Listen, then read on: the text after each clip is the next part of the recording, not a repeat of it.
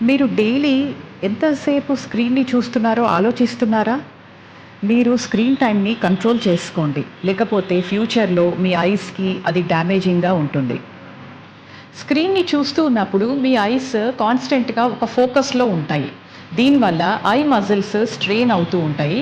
And చిన్న పిల్లల్లో అయితే ఆ మజిల్స్ ఇంక అప్పుడే డెవలప్ అయితూ ఉంటాయి కాబట్టి వాళ్ళకి ఫాస్ట్‌గా ఎఫెక్ట్ అవుతది. ఈ గ్యాడ్జెట్స్ నుంచి బ్లూ లైట్ వస్తుంది. ఈ బ్లూ లైట్ వల్ల retina can be affected and melatonin అనే ఒక హార్మోన్ తగ్గిపోతుంది. దానివల్ల స్లీప్ డిస్టర్బెన్సెస్ వచ్చే అవకాశాలు ఉంటాయి. స్క్రీన్నే మనం ఫోకస్ చేసేటప్పుడు బ్లింక్ రేట్ అనేది తగ్గిపోతుంది. దీనివల్ల డ్రై ఐ అనేది డెవలప్ అవ్వచ్చు. WHO గైడ్లైన్స్ ప్రకారము 2 ఇయర్స్ కంటే చిన్నపిల్లలకి స్క్రీన్ అనేది అవాయిడ్ చేయటము సేఫర్. అడల్ట్స్లో 20-20-20 రూల్ని పాటించడం అనేది మంచిది.